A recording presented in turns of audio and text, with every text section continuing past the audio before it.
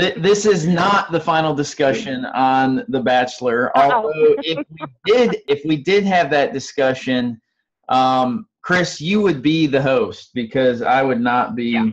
Yeah. I would not be the professional in that arena. So we are not going to discuss The Bachelor and the ins and outs of it, but we are going to discuss the challenges and emotional struggles inside of our business. So we'll try to dig deep today. That's part of The Bachelor. That's right. This is the bachelor pad for insurance right here. All right, so we're going to dig in as we always do. By the way, welcome, guys. I'm always interested to see who jumps on. I've got a few people that messaged me and said, hey, I'm not going to be able to because of some other obligations, which I totally get. Some people have kids they got to do things with, or they got this and that and items. We understand that, but it is always interesting to me to see who regularly pours into themselves by attending these mentor sessions. And guys, remember, these calls were really designed with you guys in mind. So this is not Chris and I are trying to get something out of this. This is your time to be mentored, to be intentional about what you want to get out of these meetings. Okay, this is your block of an hour to where you can pick our brains, pick other, cross conversations with other agents, peer-to-peer mentorship. This is really, I want this to be a very open, transparent conversation. For some reason, people are often uncomfortable talking in a group, especially with their fears, frustrations, and failures. We want to put those kind of walls down. We want to hopefully break those walls down and facilitate honest conversation, transparent concerns about what's going on in the business, struggles that you guys are having, because here's the reality. If you're struggling with it, someone else is struggling with it. It is what it is. There's not that many new things going on in this business that other people don't struggle with the same thing. So I just want to encourage you guys to put aside some of the concerns and fears that you might have, to discuss some of the frustrations, challenges that you're having. And let's be very open and transparent with items that we're struggling with. Now, having said that, please be just aware of some of the things that might come up. This isn't the time to talk about your personal marriage or your, the struggles that you're having from, some of those things. Let's keep them to where it's a one-on-one conversation. But I do want to facilitate an environment where if you're struggling with how the script works, ratios on the phone, how do I track my business? How do I hit my promotions? What struggles am I not looking at that I should be aware of? How do I grow as a leader? I mean, there's a lot of things you guys can be asking about in this hour, and that's what this is designed for. So I want to open it up, first of all, to what questions do you have? And then I want to reserve some time at the very end to talk about a couple of items that I mentioned on Monday morning. And by the way, a huge shout out to Brittany. I could not remember for the life of me what I said that we were going to cover on Thursday. This is me being transparent, guys. And so I had to ask a couple of people, what did I say we were going to talk about that was important that just totally passed my, again, I guess I'm getting old. So Brittany, thank you for reminding me. We're going to address a little bit of the process of taking paper applications at the very beginning. There's a misconception when people get onboarded with that. And then we're going to also look at a little bit of how do I track my business? How do I check some of my carriers? We're going to do just a little bit of that if we have time at the very end. But what questions do you guys have as it relates to this last week and struggles that you guys have run into? Okay, this is Karen, and I'll jump right in first. And my biggest fear is fear of failure.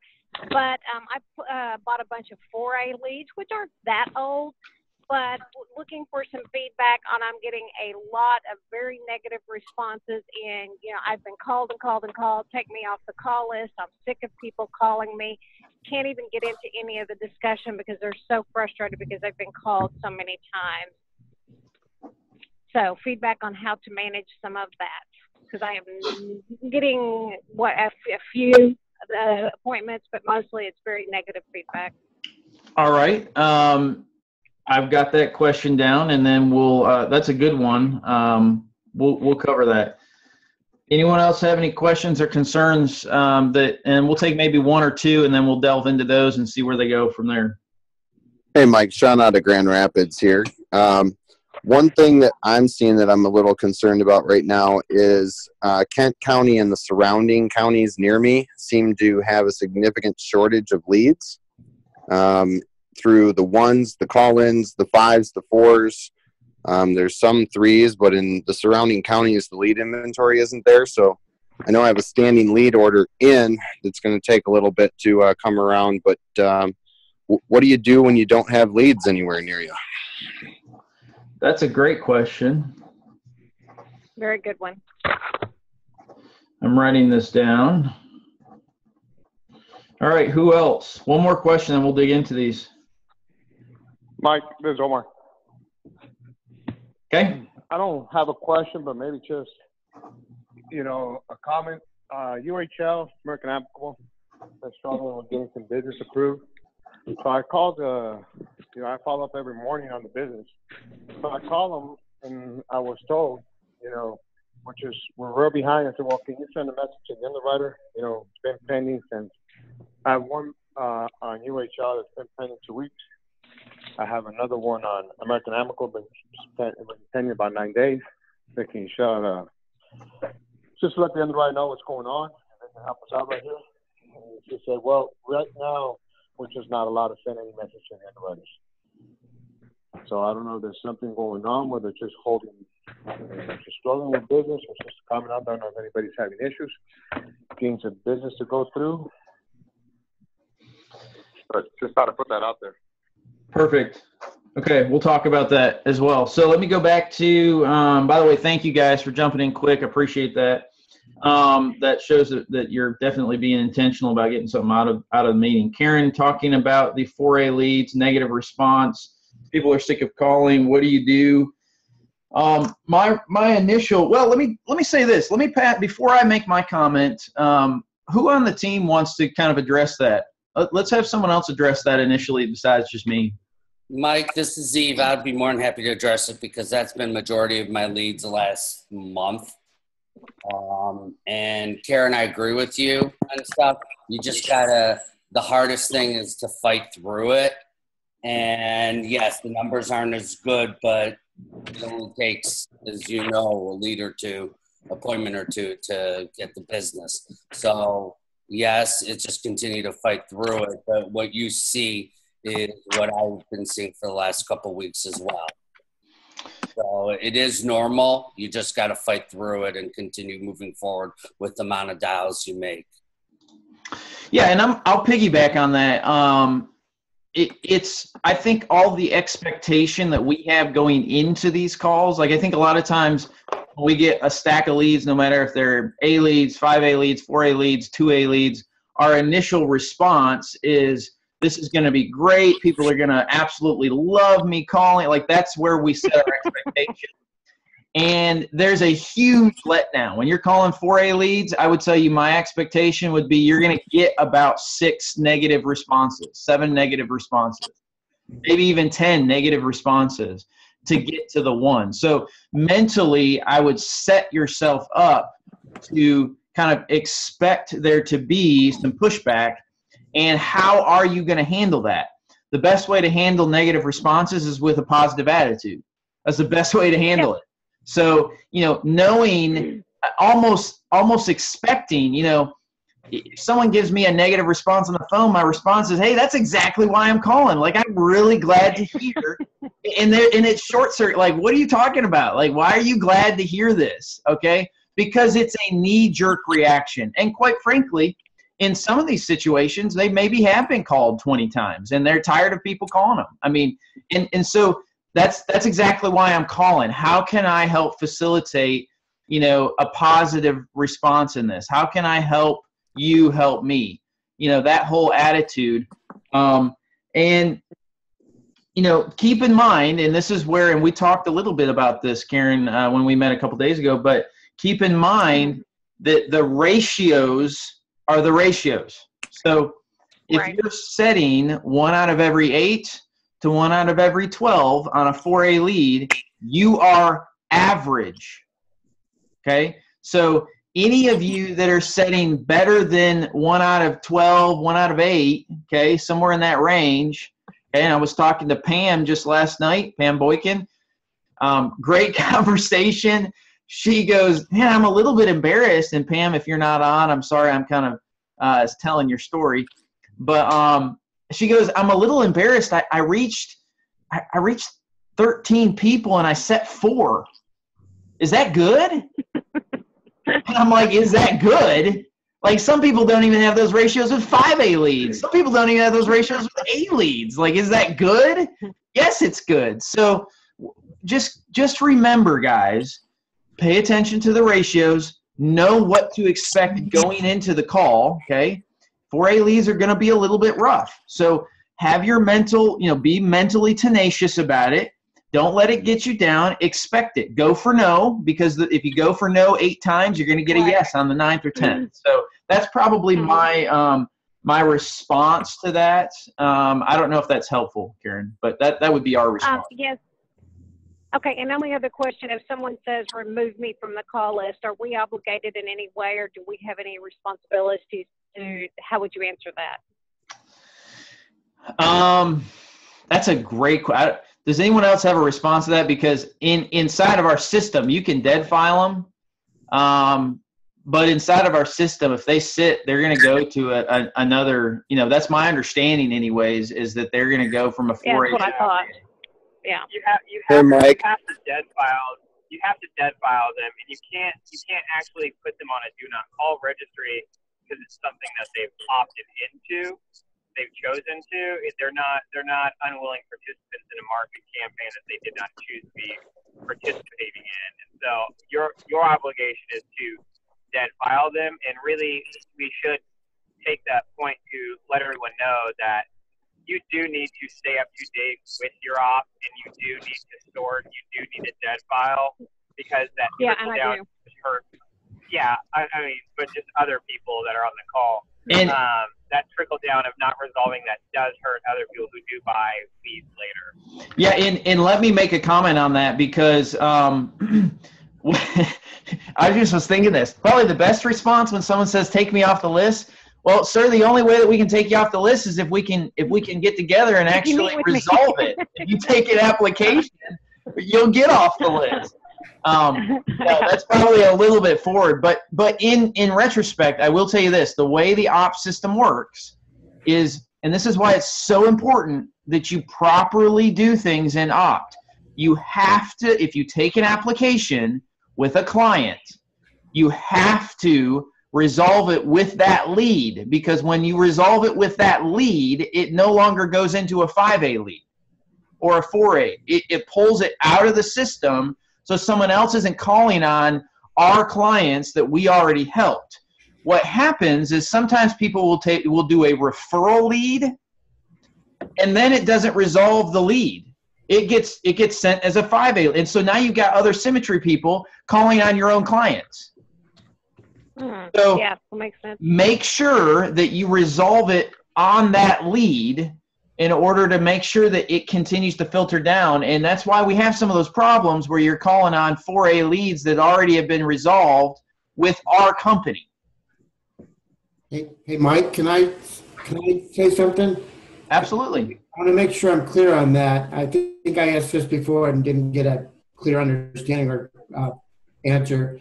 When you got a husband and wife, and the lead is on the husband, I have been writing the wife as a referral lead. Okay. No?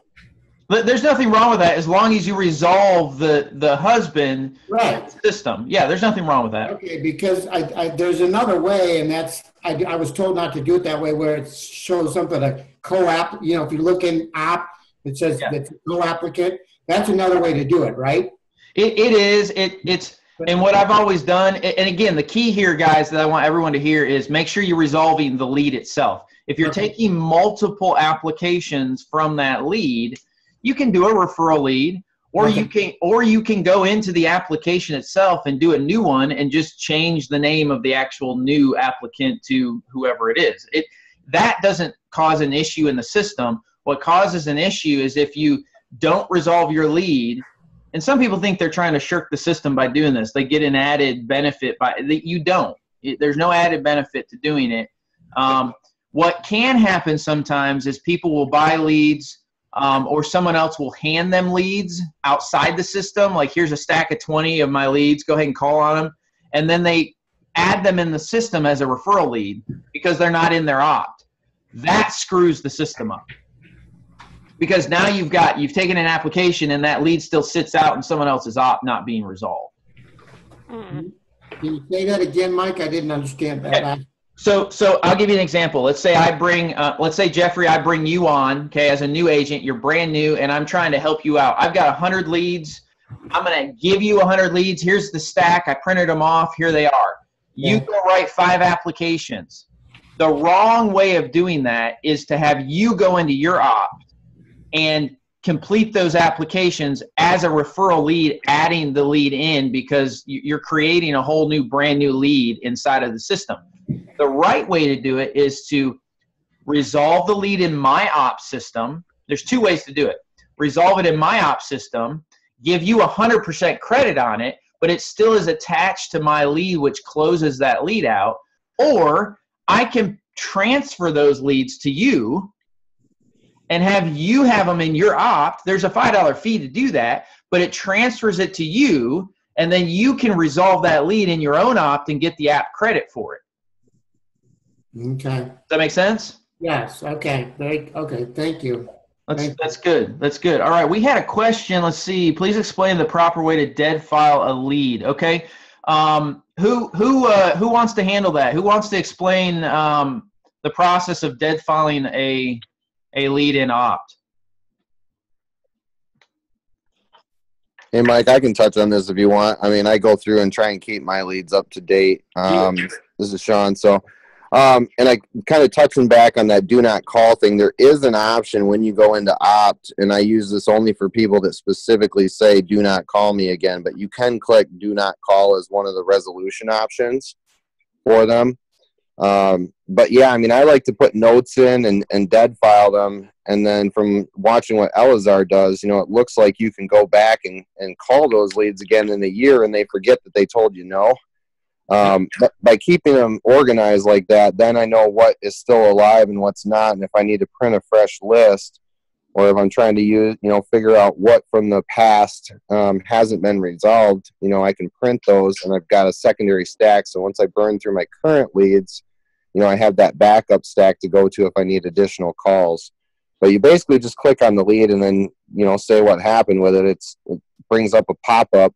It's a bit time consuming, which is the only hassle, is opt, if it would speed up, would be pretty helpful. But, and I've seen a lot of the agents give different opinions. Some of the guys on the corporate calls say they never disposition any leads at all, but that is kind of how we end up in that situation when you're calling through a stack of 5s or 4s and you're not getting great results.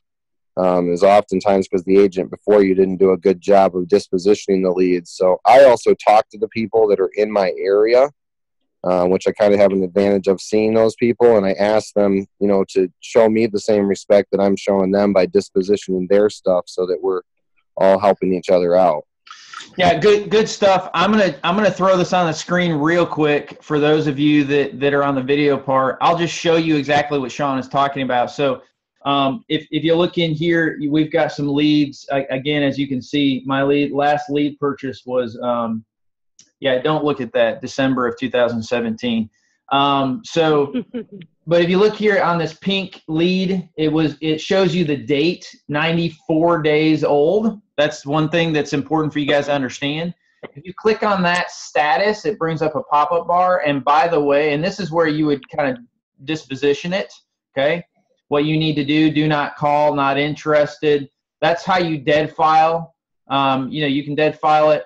By the way, I'll point this out. You can request lead credit here, and if you don't know how to do it, there's a process on Symmetry that will teach you how to do it. But this is where you're gonna, kind of status everything or disposition everything. did you sit with it? Obviously, you want to make sure that you click this yellow button when you take applications. That's the process of going through and turning them into a client. But you can disposition the call here on items to help you understand. Now, yes, it is challenging to stay up to date on some of this because of how I would say how much of a lag Opt has. Please don't spread this to everyone because there is no deadline for any of this. But Symmetry is working on a new CRM system. I'm not giving any details on it. I'm not talking about it. I'm just telling you that there will be another solution in the near future. I don't know how new and how recent or how close it's going to be. But for the time being, I would encourage you guys, disposition ones that are vital, okay? Don't spend a lot of time wasting inside of Opt if it's spinning and slow and lagging, okay? Just do it when it's the best time to do it. That's why it's best to almost never get in Opt on Friday, because Friday afternoon is just, it's a monster, okay? But that hopefully will be resolved over the next 6 to 12 months, hopefully. Next question that we're going to get into. Hey, Mike. Yeah. Just before you move on, one more thing I wanted to share with Karen on the 4As, because that's what I work the most. And they do vary from stack to stack. You know, the law of large numbers works out. Sometimes I'm setting 1 out of every 4 I talk to, and sometimes I'm setting, you know, maybe 2 out of every 38. But what I have had great success with doing is I take all the leads, I organize them out by zip code and address and everything, and my stacks as I call them. I kind of just set them in piles in front of me. And if you go out and you door knock a 4A that had told you to go F yourself on the phone, they do not remember they told you to F off on the phone.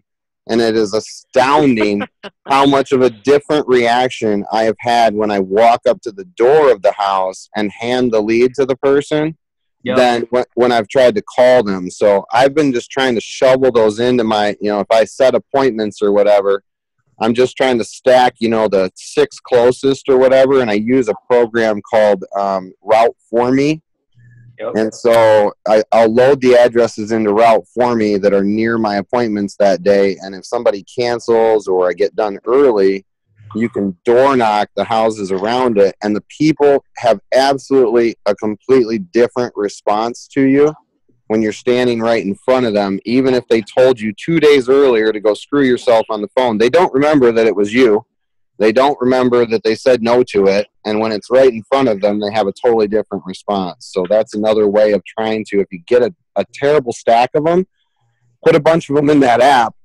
And if you don't have appointments, go out and drive them for 2 hours and knock the doors, and you'll be amazed that a lot of those people will set appointments with you. Totally agree. And I know some of you are sitting there going, well, I don't feel comfortable door knocking. It's not comfortable. Well, first of all, success doesn't happen when you're being comfortable. But second of all, it is not a challenge to walk to the door with a lead. It's one thing if you're door knocking with no reason, but these people have asked for resolution. So all you're doing when you door knock is, my job is to get resolution. You filled this form out. Okay, here's the form. You filled this form out. Someone in your household filled this out. We can't get a hold of you. I need to resolve this. Has it been taken care of? Have you sat down? Do you have protection? Are you taken care of? If they say, yeah, I'm good, then you're done. Most of the time, though, Sean, and correct me, I know Elazar does. I know quite a few of you do some of this. Most of the time, no, I haven't. And they're a whole lot more friendly face-to-face. You know, I'm not going to be rude to someone that comes to my door and knocks professionally on my door and shows me a form that I filled out and asks me, has this been resolved? You know, that's not going to get a negative response from me. So it's not really the animal or beast that most of you think door knocking is, if you do it in the manner that Sean's talking about. All right, good questions, good answers. Appreciate those feedback from you guys. All right, Sean, you talked about Kent County, shortage of leads in the inventory. What do you do when you don't have any leads in your area? Well, there's a couple things I would say. First of all, and this will stem into, and I'm going to let someone else, I do want to address this one, and then I'll kind of pass this off to you guys. First of all, it's important to understand how leads are generated, especially if you're recruiting people. there's a common misconception that there aren't any leads in my area. What most people think that means is there's a shortage and we just don't have any. There's no more leads. There's no more lead flow. That's rarely the case. Usually there isn't enough leads because there aren't enough GMRs turned on to create the additional leads. So I know, Sean, in your situation, I know we got a GMR turned on. I know that's going to take some time. So my response to that would be is if you're in that situation like Sean, I would tell you to go on a road trip. I would tell you to drive to Detroit, drive to Lansing, drive down to South Bend, Indiana, drive to look for a pocket of 100, 150 leads, do a 2-day trip. That's what I would advise until you get those consistent GMR leads coming in, and you'll find it is very effective when you figure out how to do it. You know, you're in the privileged area there, Sean, of having Lansing, having Detroit area, South Bend, Indiana is a great location. You could go down to Fort Wayne if you needed to. Technically, you could go across to Chicago. I know it's a ways away, but there's road trips that you could do that you could plan 2 or 3 days with hotels, have it be very effective, schedule 5-6 meetings for each day, knock it out of the park, and you'd be good to go. Anyone else want to give a response to that as far as what do you do when there's no leads in your area? Hey, Sean Telzar, can you hear me all right? Got you. Yep, absolutely. Good. Same thing, what Mike was saying, definitely just go out there. Your, I guess, capacity of what's going to be around you is how far you're willing to go. You know, ours on a weekly basis, we drive out 3 hours. And there was days and weeks that we would actually drive 6 hours. We'd go from one end to Sevierville, that's 3 hours away, all the way to the other end of Roanoke, that's another 3 hours away, to do 4 appointments because they're so far apart of each other. And there's even appointments that are an hour away from each other. So we're only even able to fit only 3 appointments in. So just learn from that and set it up in advance. You know, don't just try to book the hotel that night. Put yourself kind of in that corner so that you know you have to succeed. I book now hotels 3 weeks out and continuing on. So the next 3 weeks, there's already hotels booked. Even though I don't have the appointments for those, I know I need to put it in there and set myself up. So I know how many leads I need to get, how many people I need to contact to maximize what I've already booked. And I already know they're 3 hours away that I have to drive to. Elazar, you just blew my mind. I'm not joking. I don't know if you guys got that. That is so good. Like, you put yourself in a corner to set yourself up for success by booking the hotel. Guys, come on. Like, this is good. Booking the hotel a week or 2 in advance, that's what you call planning your success. Like, no one's going to book a hotel 2 weeks out. If you want to really do it where there's no cancellation. Book a hotel 2 weeks out and know that you got a plan for it. That is such – dude, no wonder you guys are killing it. No wonder.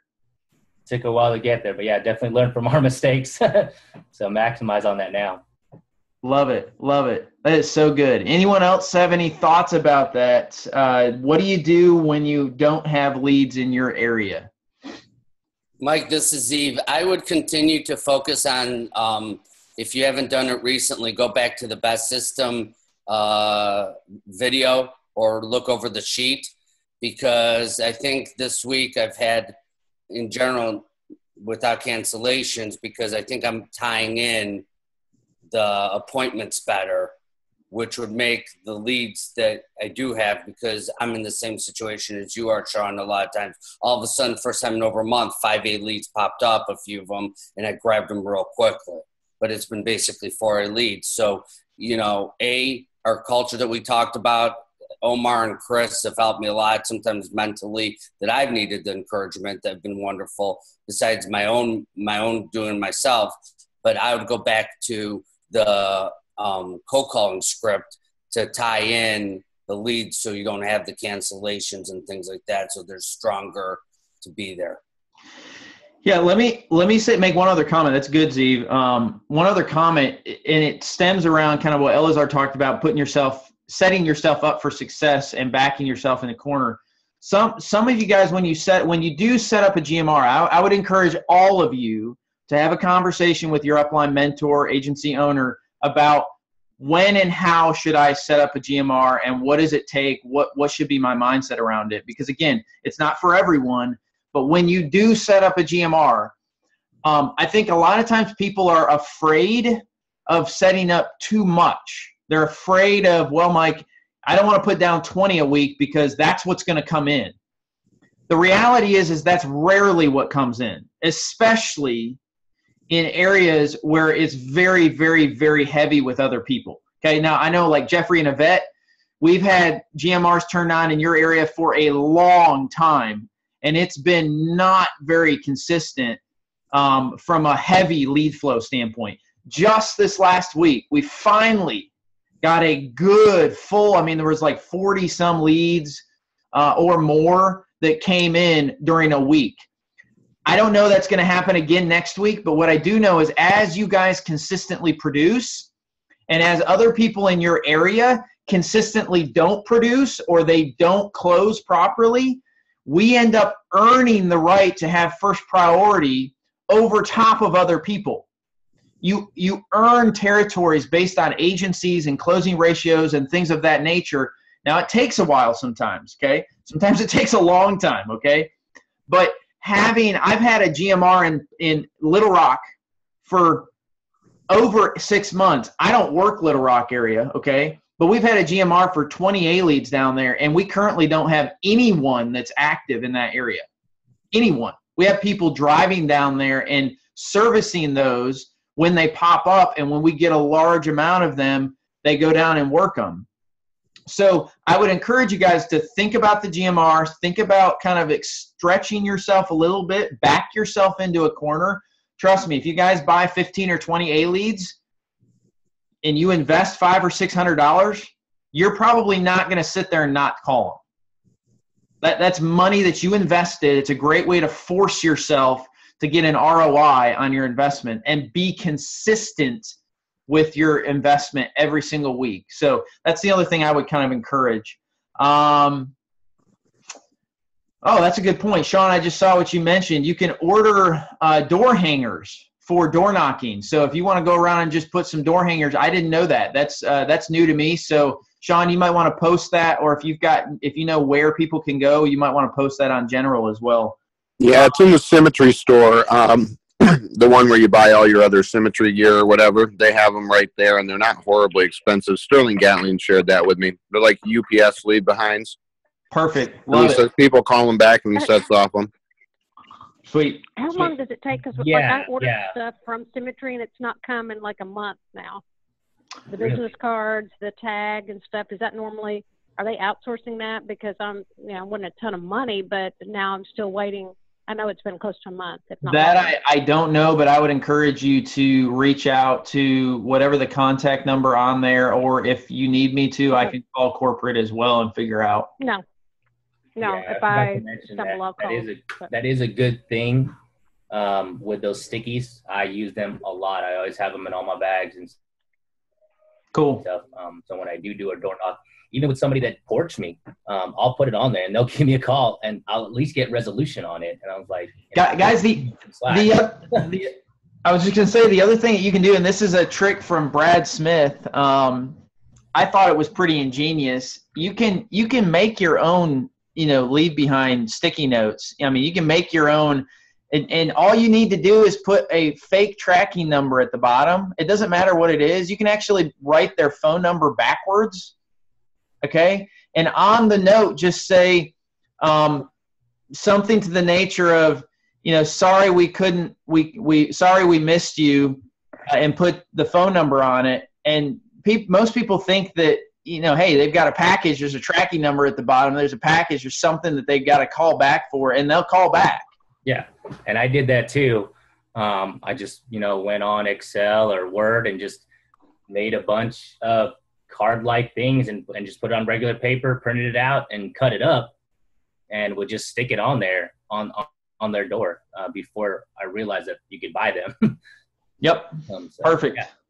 Hey, real quick, let's go to the last item. We've got plenty of time, but I do want to address, and I think this is across most carriers. Omar, what you said, UHL, AMM, business, there's a lot of new business. Guys, this is a good problem to have, but it is a frustrating problem, okay? You probably heard at the last conference, Symmetry is becoming the #1 IMO broker with multiple carriers. That's because of the growth rate. I mean, we're going anytime. Think about this, guys. Anytime you go from 80 to $90 million of business to this year, they're probably going to do $135 million. That's in a 12-month period. They are putting an additional $40 to $50 million of business with these carriers.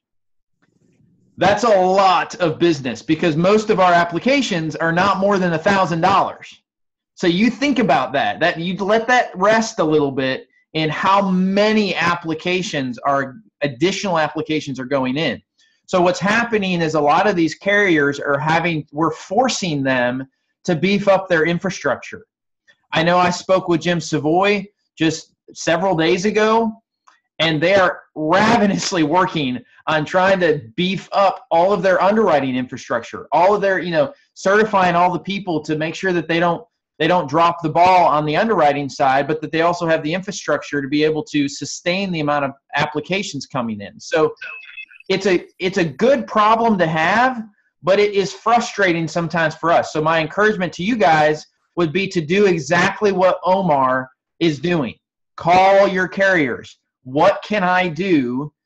Encourage them that you have a deadline. I always like to call in and say, hey, I'm working as an agent, and as an agent, I'm working hard to hit a promotion. I need your help. This is something that's going to help me kind of hit the items that I need. What can I do to help? Is there anything I need? Is there anything that I can do to facilitate some of that? And usually they're pretty receptive to that. Again, not every carrier is the same. But as long as you're doing your due diligence of getting items submitted correctly, applications returned, items, requirements returned, and then on top of that, and this is my second encouragement to you guys, do more activity. Because there's only one thing worse than waiting, okay? Waiting for applications to get approved, and that's knowing you don't have any other policies coming down the pipeline. That will kill you, okay? So the best remedy, again, we say this, the best remedy to anything is activity. It's the great equalizer. So if you've got 2, 3, 4 applications sitting out there waiting to get approved, that's great. Go take 4, 5, 6 more and get them submitted with the carriers, and they'll eventually start piling up, and you won't have to worry about it. It is frustrating, but you won't be requiring yourself to think about the financial side of things because those applications haven't gotten approved. So that's the big comments I would say. Omar, I'm glad you brought that up. I know, buddy, I know you're struggling with money. I know that right now you're really struggling with issuing almost $50,000 of business last month. So just hang tight, Omar. That's my cynicism. All right. What other questions do you guys have?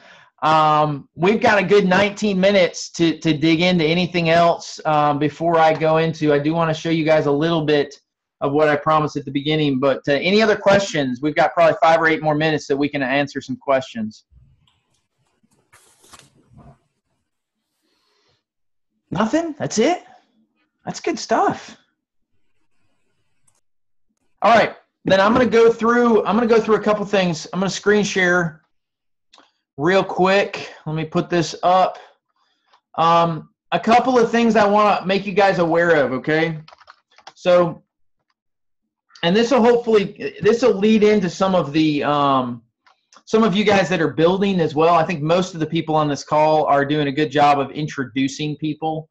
What I want to bring you guys' attention to is oftentimes when people go through the onboarding process, okay? Let's say they're already licensed, they've gone through the course, all of that. They go to the license tab at the bottom here. and they're going through the process of getting contracted, okay? So they do the request form, they do the fast track, they're working through the 5 steps to success, which, by the way, guys, if any of your team are having issues with getting through the fast track or with errors happening on the site, we're working on that to try to get some of those tags taken off and some of the things that are frustrating with some of your agents. That's why it's so important to have you guys stay in close communication with us and with the people on your team, okay? But as you're having them work through some of these items, going through the steps to success, and let's say they get their opt login, okay? And this is a common misunderstanding, okay? When they're going through the steps to success, one of the things that I think somehow is conveyed is that you can't, first of all, you can't get past step 1 until, and I'm going to show you here, you can't get past step 1 until you have your logins. So people will click on this, they'll do, let's see, logins. Oh, okay, well, here's the site for click to access. Well, I can't, they click on it and they don't have a password. Well, I can't do step 1. Guys, I need you to help them understand none of these have to be done. They have to pass this quiz at the end. All you got to do is pass the quiz, okay? It's about understanding where these locations are. And it's important that you guys convey that the 5 steps is a resource tool. It's not a task to complete and then move forward. It's a resource tool. So if you want to know where all the websites are for logging in that we utilize, it's in step 1, part 1. Symmetry website, opt login, virtual mentor. Those are all our resources. This is where everyone should be going to access questions, okay? Now, for some reason, when they get access to opt, the number one hang-up is, well, I am waiting for my carriers. Like, I don't know that I'm licensing. I can't write anything. And so they sit and they wait because they've got their login, but what carriers do I write with? I don't know, I don't know that I'm not contracted with them yet. So what I want you guys to understand is the day that you're licensed, number 1, and the day that you're contracted and have your opt login, that is the day that you can write anything with Symmetry. Anything. That's the day. Now, you might have to get some additional things required done in order to complete the contracting necessary with the carrier, but that does not mean that you can't take an application. Okay? And so what I want you guys to understand from that standpoint is as people are coming in, and sometimes people think that they have to go to, this is one of the most, in my opinion, one of the most frustrating things that Jen deals with. When you go here, some people go here at contracting with the carriers. They find this part of the website, which maybe we should just take it down, and they say, oh, well, I'm going to request access to, let's see, here's all the carriers. I'm going to go ahead and request access to all of these. And they check all these boxes, Assurity, Athene, Foresters, like, because I'm going to need all of them. I'm going to go ahead and check all these. I'm going to fill it out, send this out, and I have to wait to write anything. Guys, encourage your team and encourage yourself. Stop doing this, okay? Write the application. If it's with a carrier that you can't get access, like AIG is a good example, you can't get that application until you're contracted. That's when you message Jen and say, hey, I need to take an application, but I need to get contracted with a specific carrier. Can you help that process get started? Okay? There's no need for you to wait to help families until you get contracted with carriers. That's a process, and if you look at that PDF that Jen put together, it can be a 2 to 4 week process. We don't want people, when they first start, we don't want people waiting 2 to 4 weeks to get engaged. That whole thing that Sean Shannon talked about, get it now. We got to get out there, get it now. Make it happen. We don't want people sitting around and waiting to make things happen. We want to give them an opportunity to make things happen immediately. When they get that opt login, the first thing they should be doing, buying leads, doing the script, being on the phone team, going and taking an application. Ideally, they take an application on themselves because they have an actual investment in themselves and they may not have all the coverage that they need. So that's the best and the first most important family to protect is your own family. The most important. Please, guys, don't let my agency, and I'm going to be selfish when I say this, please don't let the Colburn agency have an experience where one of our agents didn't protect their family, gets killed, and has to be that story. Please. That is probably one of my biggest fears as an agency owner, is that we as an agency haven't protected our own families first before we go protect others. Okay? The other thing I want to show you guys, and I'm gonna do just a very quick excerpt of this, okay? Because and I want to encourage all of you that if you want a detailed explanation of how to check your back office business, okay, message Jen. Jen will be more than happy, under the right timing, and as long as you guys are respectful, okay, will be more than happy to show you how to check your business.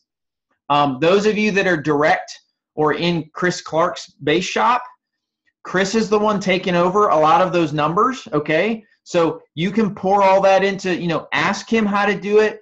He will work with Jen. Okay, we're not out of the picture by any stretch of the means, but we want to make sure that he's your point man when it comes to the numbers, okay? And Jen's willing to partner up with anyone along with Chris to go over the numbers, understand how to track them, take initiative on it. How do you log into America's website and track their numbers? Every carrier is a little bit different. And I want to give a big shout out to Elazar, because I'm still learning from carriers and how people pay and what counts and doesn't count. He spent a lot of time yesterday calling AIG and Gerber, finding out new items about what counts for AIG and Gerber. And this is important information, guys. AIG does not count for your numbers until you have been paid. So it has to draft the premium. Even though it's a guaranteed issued product, they have to draft that premium before that premium counts for your net placed items. The same is true with Gerber. Is that right, Elazar? Am I correct on that? Yeah, that's right. Same is true with Gerber. Okay, so Gerber, even though they're guaranteed issue products, okay, you don't get credit until that premium payment goes through, and it has to process, meaning if they draft the money and it doesn't work because their bank account didn't work, you don't get credit, okay? It has to go through, and it shows issued, effective date, premium paid. That's what has to work for those carriers. We've been doing this for 1.5 years and using AIG for probably the last 12 months, and that was new to me. We've been tracking those numbers wrong. So Elazar, big shout out to you. Thank you for owning your business, and thank you for doing that hard work. I want to show you guys on the screen Mutual of Omaha. I'm just going to do Mutual of Omaha because this is where we do 60% of our business. Okay, so if you guys are not logging in to Mutual of Omaha to check your business, shame on you, okay? Sign in, mutualofomaha.com, sign in, click on Sales Professional. It will bring up a login. Again, you should already have this. Click sign in. It's going to forward you to the portal. We've done this, I think, a couple times before or once before, but it's important that we go over it again and again and again, especially for new people coming in, okay? This case status on the right-hand side, the best, and guys, remember, if you're writing health products, they're not going to show up in these top 2 items, okay? So if you're writing accidental, critical illness, disability, long-term care, all those items are written under a health product license. Those are going to be under the health case statuses, okay? They're totally separate. So for all of the life insurance, you're going to click on Life and Annuity Case Status Summary. Most carriers are set up to have reports that you look at. So up in the upper left-hand corner, you're going to have reports. That's what we want to get. We want to access the Life and Annuity Case Advanced search. That's what I prefer. You can mess with these and look at them. If all you want to look at is placed business, okay, I want to look at the items that have been placed, okay, then we put placed, go down to the bottom, hit search, and this is going to show us everything that's been placed. So as of today, the 8th, we have already had 4 applications get placed. So let's see, Elazar, great job, you guys. Elazar, Brittany, you guys placed a good print, $700 case. Let's see, Omar, you placed 2 cases. The Bustamante, I don't know how to say that that particular last name. I am clearly not Hispanic in any nature. But there's a good size case. You know, that's $2,600 a premium. That's a good income. It's been placed. Look at the case age status. This is why we love Mutual of Omaha, guys. That was submitted 2 days. That's 2 days. 2 days it's been placed, okay? So that'll show you kind of, again, and this is where you can see these are all of the items.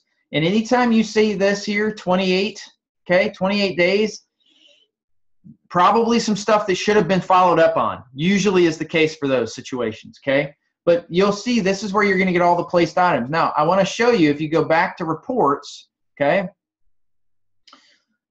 this advanced search, you'll also notice you can do pending items, okay? So if you want to look at just the items that you need to check on, okay, here we've got one. Let's see, Rachel submitted one literally. I mean, it's today. It hit the books today. There's probably nothing that can be done with it, but now you know that it's at the carrier. Some of you guys ask, hey, well, how do I know that it's at the carrier? Well, you go check the back office, okay? If it's not here, it's not at the carrier, okay? And then you can call them. Sometimes it's just waiting in a queue, in a pipeline, because it's just been submitted. So they say in the training, give it a day or 2, and it should be there. If you guys are using electronic applications, it should be there immediately. It should show up in the system, okay? But you can see these are pending items. We've got items that aren't taken care of in some of the, now most of these are just a day old, okay? But anytime you see one down here, and again, I'm not going to pick on a vet, I'm just going to show you a 24-day. If you click on this particular client, you'll notice what's pending and why, okay? There's a replacement form that needs to be filled out. File is due to close on 3/7. Looks like it probably already has. It's filed as an incomplete. Only because this replacement form has not been filled out. That's it. That's what I see here anyways. Everything else has been completed, okay? The phone interview's been completed. Everything's been completed. So, guys, if you're not staying up on this and paying attention to what needs to be done, you're going to have items fall off. That's going to happen. So your job doesn't stop with taking the application. Your job isn't done until you've delivered the policy. You have to work to earn that commission of taking care of the client, following up, getting it placed, getting things taken care of.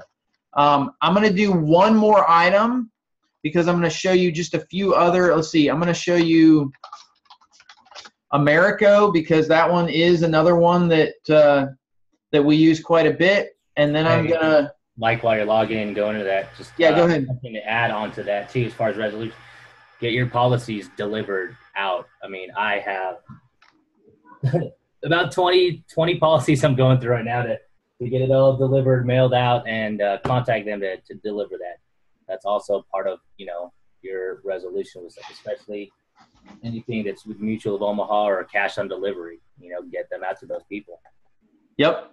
And I will add emphasis to it. Guys, if you don't deliver a policy and the client cancels it in 10 months, depending on the state, there's a chance that all of it could file up to you. All the commissions could have, they might have you reverse all of the premiums in certain states, okay? That's not the case for every state, but delivery requirements are a requirement in certain states in order to make sure it stays on the book. So stay up on those. So I'll show you again, this is Americo. I'll show you kind of the way this all works. If you look at, let's say we look at the last 7 days, and the system will take a little bit to run here. All of these report systems are all in the very beginning. You'll see here in the last 7 days, the agency has submitted 5 apps, and we've issued 8 applications on 5,327. So if you're looking for certain items as far as, let's say, the last 7 days of submitted business, you can click on these hyperlinks and see the actual applications that they're talking about that have been submitted. Their systems a little unique in that you can drill down pretty deep into pretty much anything from a daily standpoint, weekly standpoint, monthly standpoint. So you'll see here issued paid report, what applications were issued. These open up in separate windows. So you can open up the paid business and the submitted business. So you'll notice here in the submitted, once it pulls up,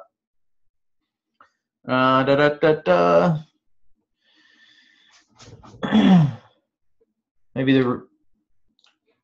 it's taking a little time here. So what you're going to get is a report very similar to Mutual of Omaha. Okay, it's very, very similar. Itemized, everyone you'll see here, policy number, you can click into those. The agent whose items got submitted, you'll notice it says here in force. That means these were placed and already completed, okay? This free look here means that it's a good chance it's going to fall off. Okay, so you can see, for example, let's say Linda Strange, David Drutzler, it looks like yours is in place for that one. You'll notice on the other sheet of paid for, it also shows up there as well. So again, you'll see all of the active ones in force. These are all the ones. So we've issued about $5,300 of business. This is one that you would want to look at, call, figure out, figure out what's going on with it. Is it actually paid for? Is it coming off the books? But we want it to say active and in force for Americo. Now, here's you guys' homework, okay? It is your responsibility, and Omar, I'm going to let you talk in just a second. It is your responsibility to make sure that you understand the terminology for every carrier that you utilize.